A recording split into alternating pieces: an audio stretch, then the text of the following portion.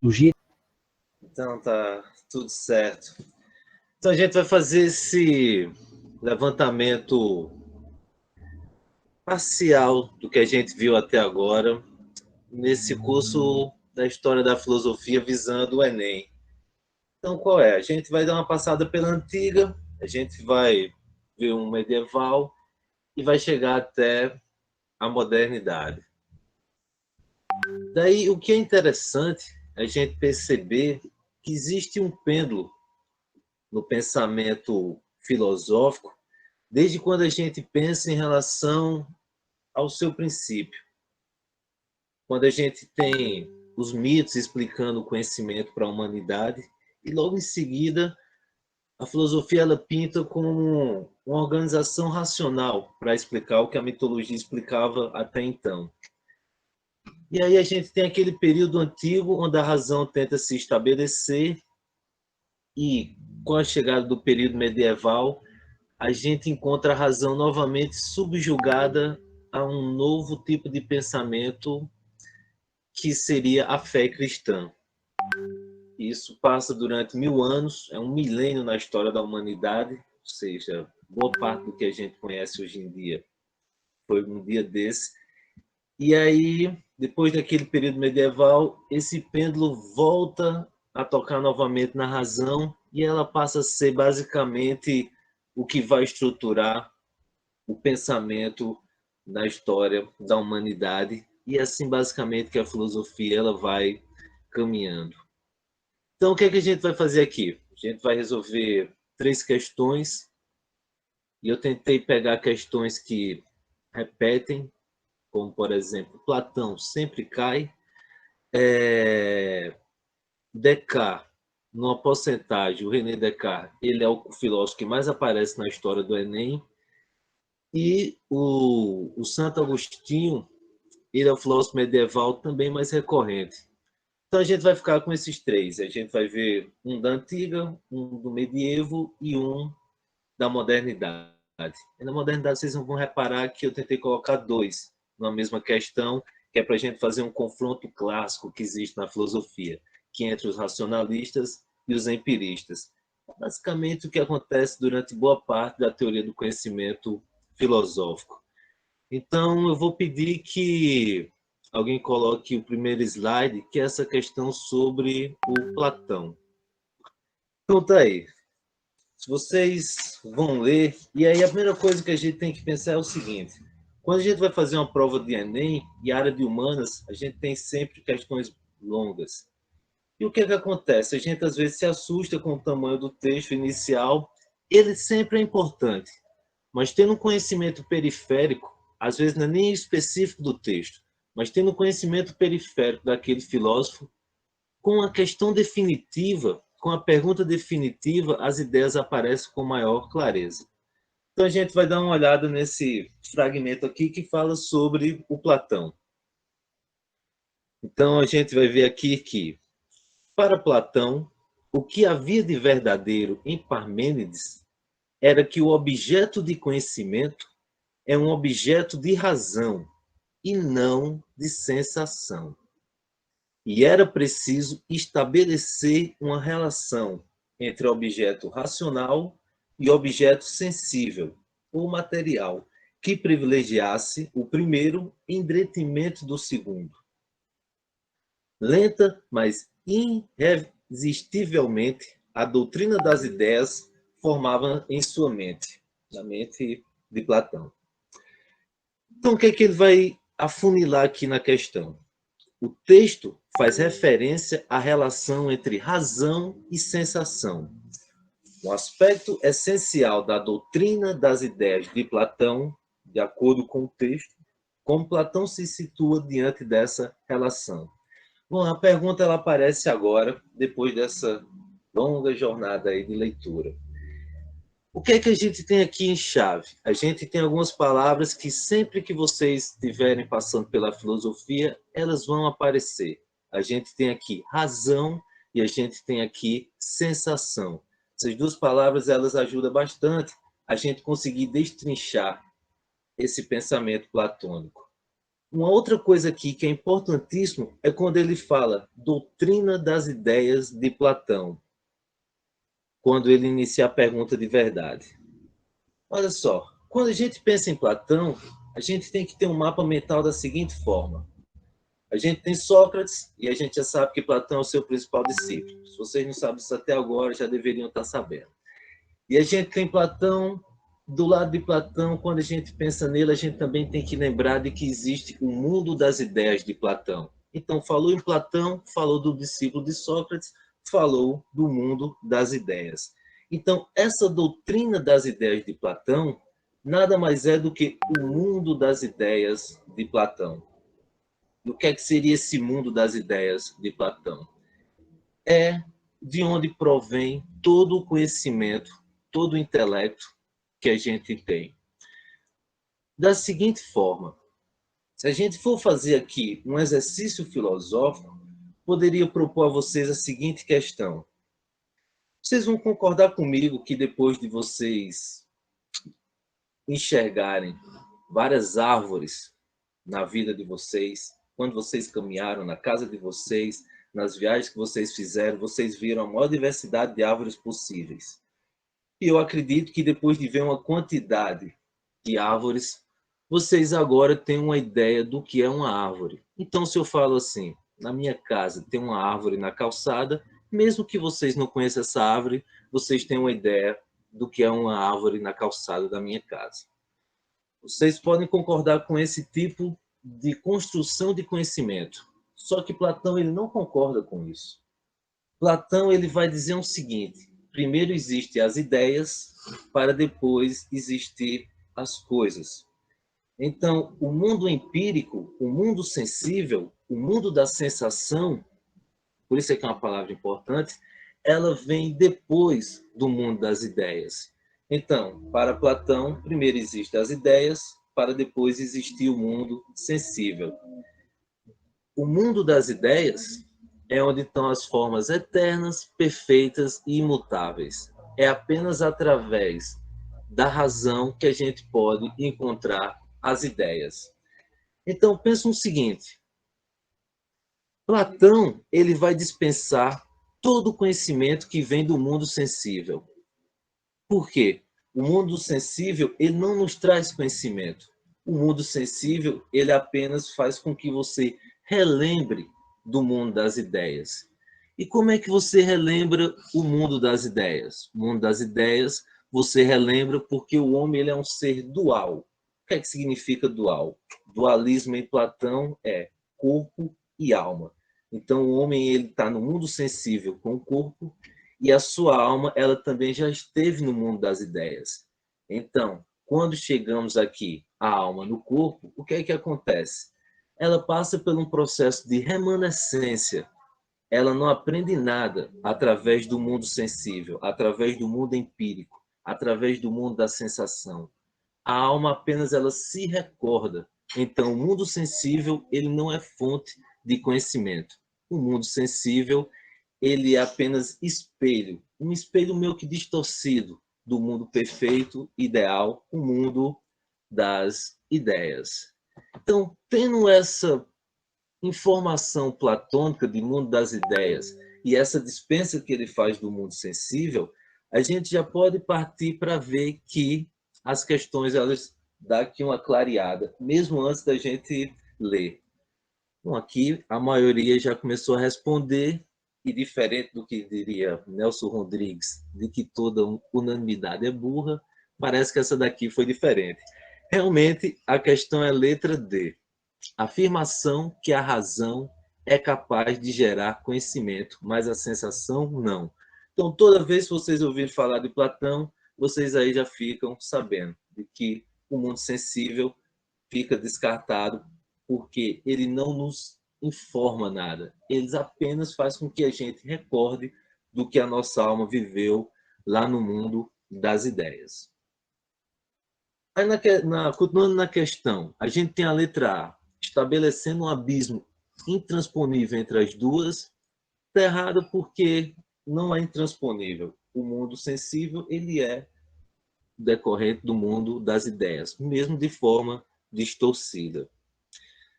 Letra B. Privilegiando os sentidos e subordinando o conhecimento a eles. A gente já viu que os sentidos estão dispensados por Platão. Então, a gente tem a letra C, atendendo-se à posição de Parmênides, de que razão e sensação são inseparáveis. Parmênides, como a gente viu no começo do texto, foi uma das linhas que Platão seguiu. Porque, basicamente, o que é que Parmênides fez? Parmênides é um filósofo que ainda a gente chama de pré-socrático, filósofo da natureza, se preferir. Ele falou que existia dois caminhos para o conhecimento. O caminho da doxa, que é o caminho da opinião, que é o caminho que você conhece através dos sentidos, e o caminho da episteme, que é o caminho onde você se utiliza da razão para seguir a sua busca pelo saber. Então, Parmênides ele também não era de acordo que os sentidos serviam para distribuir conhecimento. Então, essa questão também fica dispensada, porque tanto Parmênides quanto Platão, a razão é o caminho. Letra D, a gente já viu que é a correta, e que bom que todo mundo está acertando. E rejeitando a posição de Parmênides de que a sensação é superior à razão, a gente já viu também que o caminho da doxa para Parmênides é um caminho perdido, é o caminho da enganação, é o caminho da opinião. Então, quando vocês verem Platão, lembre sempre desse mundo das ideias e dessa dispensa com relação aos sentidos. Só falando mais um pouco de Platão, quando a gente não fala dele sobre teoria do conhecimento, aí vocês se dediquem a ver a política na República de Platão. Quando se fala de Platão, na maioria das vezes, são essas duas questões que são abordadas. Certo? Então, se ninguém tiver nenhuma dúvida sobre isso, a gente pode passar para a segunda questão. Então tá. Olha só, essa segunda questão, ela já vai tratar do que a gente chama do período medieval. Qual é a do período medieval da filosofia? Depois de toda aquela história da Grécia clássica, a gente entra no período medieval com a queda de Roma e a ascensão do cristianismo. E nesse novo modelo de se pensar, e nessa nova distribuição de pensadores, a gente vai ter dois, que no período medieval são importantes tanto para a história da humanidade e tanto para o Enem, já que são os dois mais cobrados quando se fala de período medieval. O período medieval a gente vai dividir ele no alta Idade Média e a baixa Idade Média. E nessa alta Idade Média, quem toma conta do pensamento é a filosofia chamada filosofia patrística. E o principal o principal influenciador e o principal influente da patrística é o Santo Agostinho. Então, ouviu falar em Santo Agostinho, a gente já sabe que está falando sobre o período medieval, a gente já sabe que se falou em Santo Agostinho, a gente está falando sobre a patrística, e outra informação interessante é que, se a gente está falando também de São Tomás de Aquino, ele foi fortemente influenciado por Platão. Então, tendo esse conjunto de informações ao redor do Santo Agostinho, a gente já começa a iniciar o processo de como pensar sobre as questões que estão aqui estabelecidas. Então, o que é que diz aqui? Mais uma vez, a gente vai ter um texto longo, que a gente vai buscar algumas palavras-chave que denuncia qual o caminho que a gente vai trilhar. Então, esse Enem do ano passado, de 2019. O que é que ele diz? De fato, não é porque o homem pode usar a vontade livre para pecar que se deve supor que Deus a concedeu para isso. Há, portanto, uma razão pela qual Deus deu ao homem esta característica, pois sem ela não poderia viver e agir corretamente. Pode-se compreender, então, que ela foi concedida ao homem para esse fim, considerando-se que, se o homem a usa para pecar, recairão sobre ele as punições divinas. Ora, isso seria injusto se a vontade livre tivesse sido dada ao homem não apenas para agir corretamente, mas também para pecar. Na verdade, por que deveria ser punido aquele que usar sua vontade para o fim para o qual lhe foi dada? E aí vem a questão em si. Nesse texto, o filósofo cristão Agostinho de Hipona sustenta que a punição divina tem como fundamento o... Olha só, a gente tem que pensar na seguinte questão. A filosofia nesse período medieval, ela está subjugada à fé. Então, a utilidade da filosofia agora é basicamente comprovar a existência de Deus, comprovar os motivos de Deus com relação à humanidade. A filosofia ela está associada diretamente à teologia. Então, o que é que a gente pode ver dessa maneira? Santo Agostinho ele é um platônico e o que é que acontece? Ele pegou as ideias de Platão e meio que evangelizou as ideias de Platão. Então a gente viu, por exemplo, que Platão comentou de que existia um mundo das ideias e era de lá de onde tudo provinha. Esse mundo das ideias de Platão basicamente se transformou nas ideias de Deus.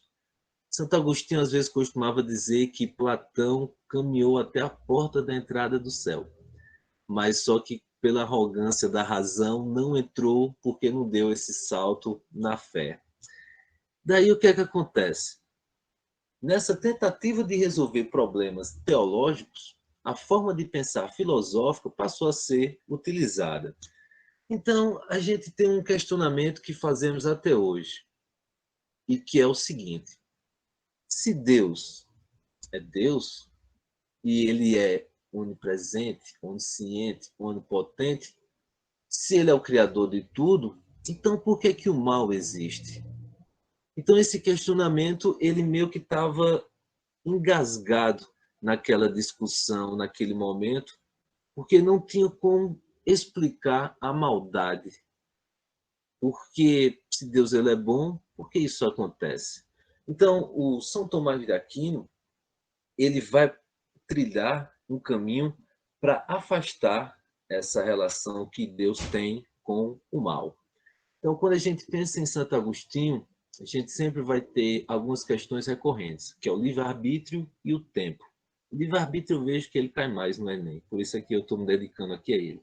Mas vocês sempre se peguem a estudar o livre-arbítrio e o tempo em Santo Agostinho, que é o primeiro a entrar nesse debate de livre-arbítrio, como é que ele funciona e tudo mais. Então, o que é que acontece? Deus, ele provém tudo. Então, tudo vem de Deus, ele é onipresente, onisciente, onipotente. E como é que existe o mal? O mal, para Santo Agostinho, ele não existe em essência. O mal, ele não existe em uma essência metafísica. O que é que eu quero dizer com isso? A metafísica é a origem de todas as causas. Não existe um mal na origem da criação de tudo. Esse mal não vem junto com a criação de Deus. Não existe a essência do mal. O que é que existe? Existe o afastamento do homem da essência do bem de Deus.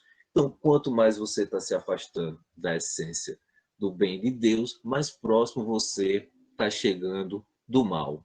É basicamente você pensar na seguinte questão: qual é o mal para o cego? O mal para o cego é a sua ausência de visão. Se a gente for pensar dessa maneira, então o mal ele é a ausência de Deus naquele momento. E como é que se dá a ausência de Deus? Por que Deus deu a oportunidade do mal existir, já que ele é tão bom? Ele deu a oportunidade do mal existir pelo fato de que o mal ele só existe no homem, porque nenhuma outra forma de vida faz o mal.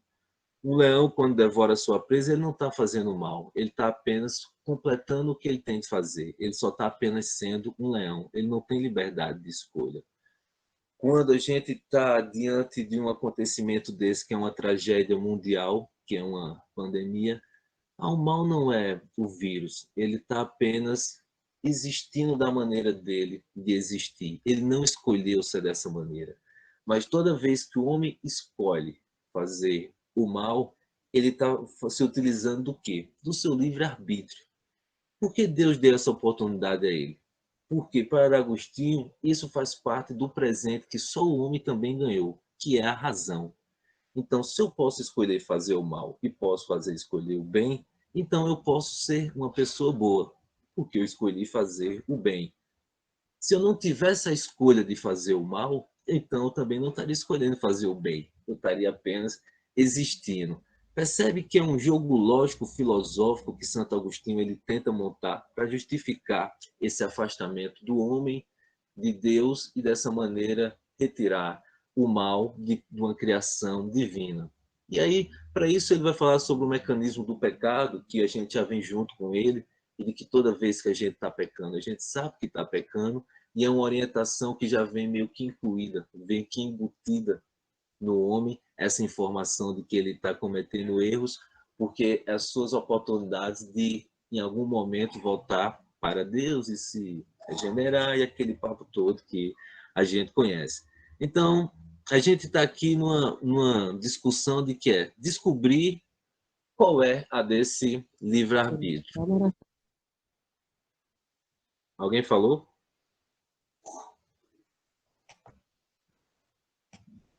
Se alguém falou, fala novamente que eu não escutei. Então a gente tem aqui as questões que são essas. É condenado o desvio da postura celibatária? Não, porque o celibato ele não é uma obrigação para todo mundo e é só uma questão de uma organização de determinada religião. Então, esse não é o desvio da postura, né? Letra B. É isso aí. A letra B. Insuficiência da autonomia moral. Aí vocês também tudo já têm respondido letra B, né? Então, insuficiência da autonomia moral. O que seria essa insuficiência da autonomia moral?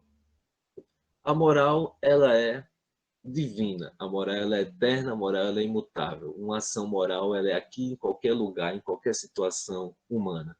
A partir do momento que você subverte essa moral, essa ideia divina do que é moral, você está cometendo um pecado.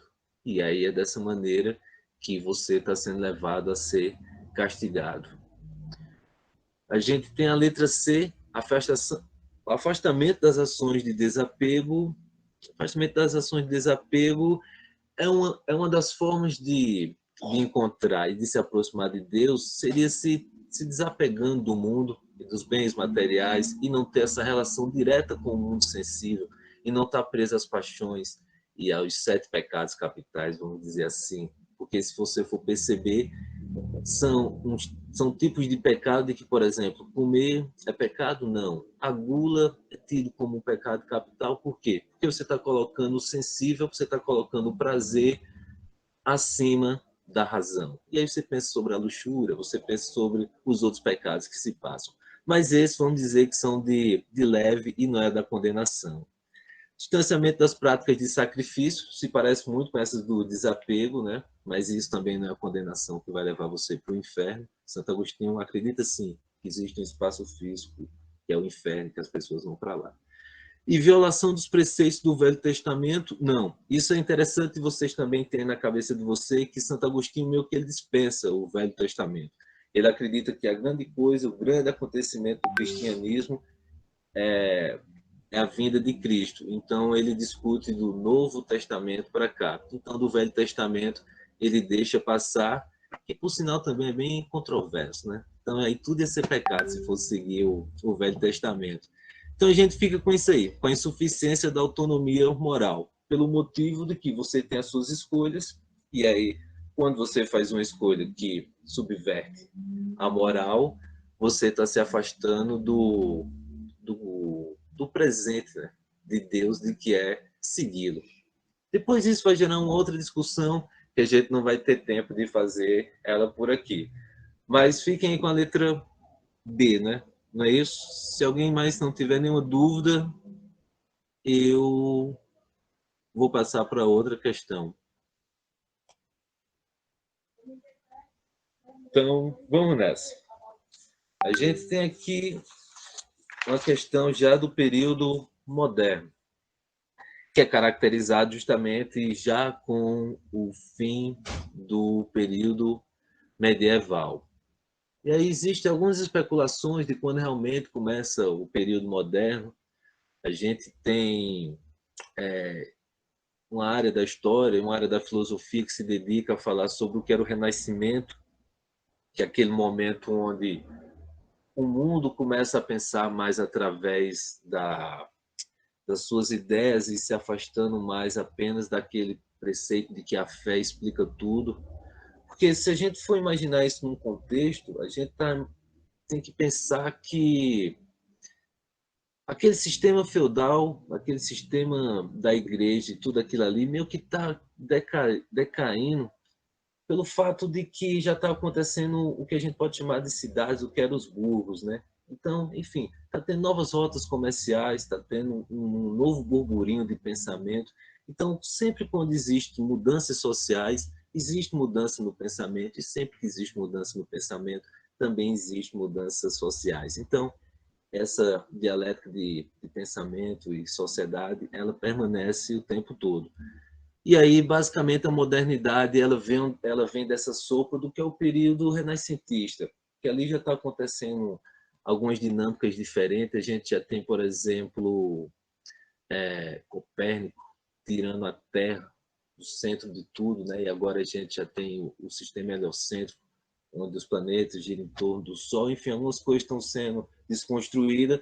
A Inquisição da Igreja está comendo solta atrás dessa rapaziada, mas o pensamento, mesmo assim, não para.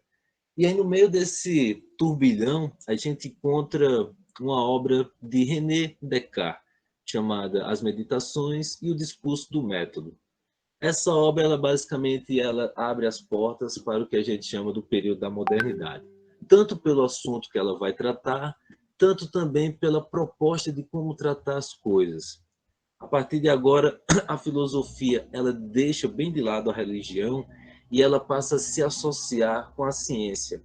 E dessa maneira, a forma de questionar ganha um outro caráter. E esse novo caráter vai influenciar a vários modelos, até os modelos científicos e os modelos matemáticos. Eu acredito que vocês já ouviram falar em plano cartesiano, essas coisas.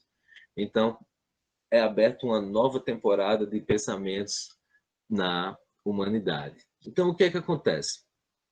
Nessa obra, Descartes ele vai fazer reflexões sobre a forma que o homem conhece. E aí a gente tem, mais uma vez, uma discussão que vai ser entre de que forma a gente conhece.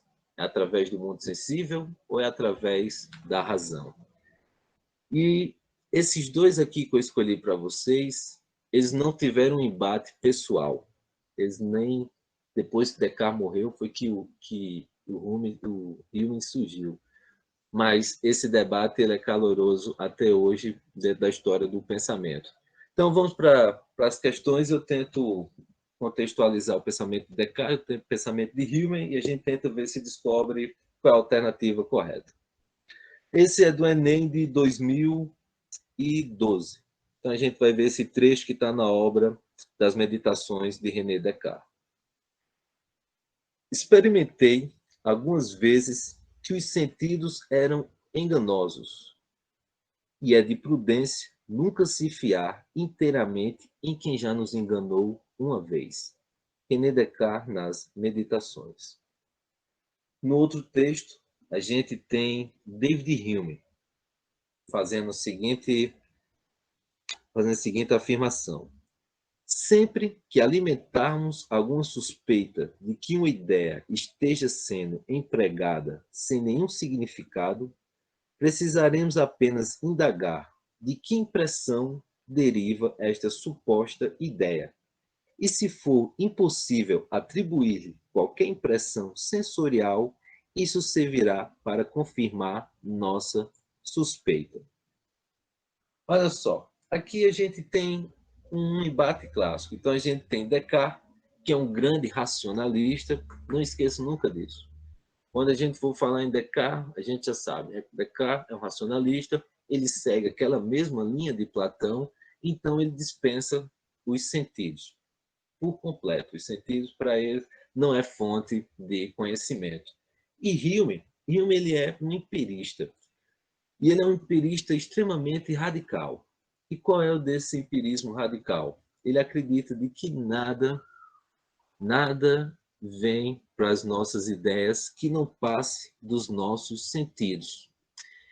Ele vai dizer que as ideias, basicamente, elas são apenas recordações de sentidos, recordações de sensações, recordações do que o fenômeno empírico fez com que a gente conhecesse. Então, por exemplo, se eu pego se eu pego em uma vela e me queimo, eu vou ter agora a ideia do que é se queimar, que é uma recordação de um acontecimento sensível. Então, dessa maneira, ele descarta qualquer modelo, que eu posso dizer, dedutivo de chegar a conhecimento. Ele acredita que é necessário a relação entre objeto e indivíduo através de um modelo empírico para que eu tenha uma ideia em mente. E ele chega a ser tão radical nisso daí que ele deixa até as causas e efeitos em xeque. Por exemplo, ele não acredita que existe uma relação direta de causa e efeito. O que existe é o nosso convívio com essas causas e efeitos que faz com que a gente acredite que aquele efeito ele vai acontecer. Porque a razão ela pode até nos enganar, ela pode, por a gente acreditar que uma causa e um efeito vai sempre se repetir, possa ser que ela não se repita. E aí ele faz um exemplo clássico, se vocês ouvirem por aí, é de que ele fala de que durante toda a história da humanidade, todas as noites a gente acredita de que o outro dia o sol vai levantar. E possa ser que isso não aconteça porque não é uma causa e efeito garantida. Eu só posso garantir que o sol vai se levantar quando eu ver que ele realmente se levantou. Então, ele é um empírico do mais radical possível e um cético radical também. Então, a gente tem aqui o Descartes, um racionalista, a gente tem o Hume, um empirista, e eles estão aqui discutindo sobre o quê? Como é que a gente conhece as coisas? Como é que a gente tem o objeto do conhecimento? Se é através da razão ou se é através do mundo sensível. Descartes, ele acredita tanto que é única e exclusivamente a razão que pode nos dar o conhecimento, que ele duvida de tudo que os sentidos nos fornecem. É interessante nesse trecho aqui, quando ele fala de que experimentei algumas vezes que os sentidos eram enganosos e de prudência nunca se confiar inteiramente em quem já nos enganou uma vez, ele faz essa reflexão dele no argumento dos sonhos, que é quando ele elabora um grande projeto de pensamento e ele faz o seguinte questionamento: das vezes que eu sonhei que eu estava perto de uma lareira e eu estava bebendo um cálice de vinho. Eu tive a oportunidade de sentir o sabor, eu tive a oportunidade de sentir o calor, eu tive a oportunidade de sentir o vento que vinha da janela e todas essas informações eu tinha através dos sentidos. Mas só que eu estava sonhando. Então, os sentidos eles podem me enganar. E é mais interessante ainda, para a gente não perder, já que está falando do Descartes, é que ele continua essa investigação e ele chega no ponto de que ele já não sabe quando é que ele vai poder comprovar de que se ele está sonhando ou se é realidade. O que é que comprova que ele existe? Ele vai chegar à conclusão de que a única coisa que comprova que ele existe é que ele duvida de tudo isso aí. Porque ele não pode nem confiar nos sentidos e ele ainda está desenvolvendo um modelo para comprovar que pode confiar na razão, mas nesse momento ele fala assim, mas se racionalmente eu sei que eu estou duvidando, é porque eu penso. Então, se eu penso, é porque eu existo. Então, essa frase famosa dele, penso, logo existo, é bom a gente ter ela esclarecida também, porque, vez por outra, ela pode aparecer.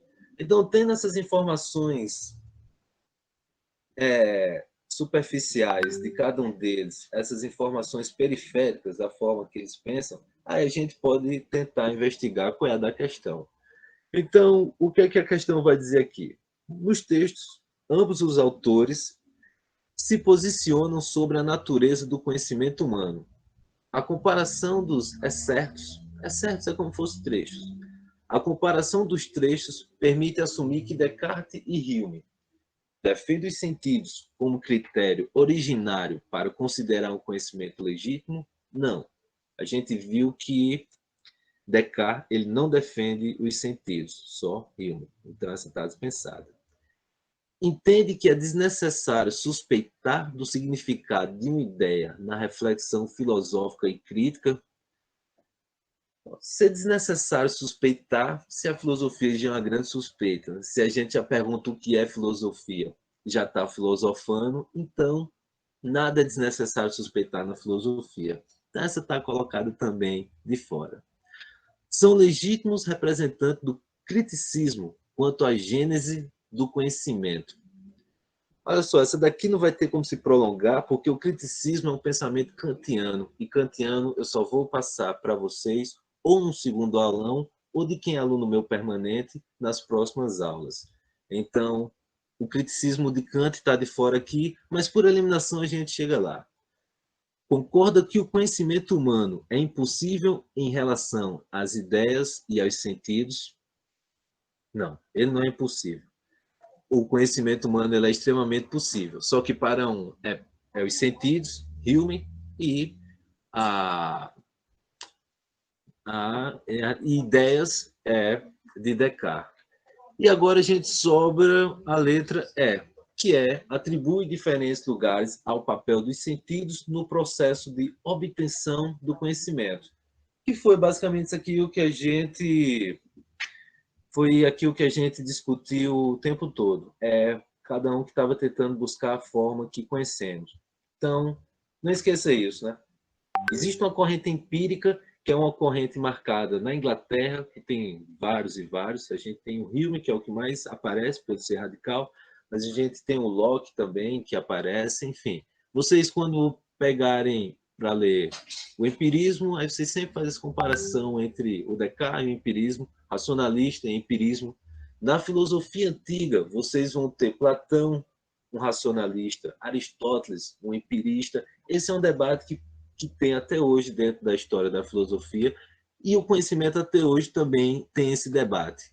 Hoje em dia, por exemplo, a gente tem discussões sobre neurotransmissões e como é que o conhecimento passa de um neurônio para outro, e isso também é uma ideia que futuramente, quando o voo da coruja filosófica bater asas, vai ser refletida, que é em que momento a ideia está surgindo ali no cérebro.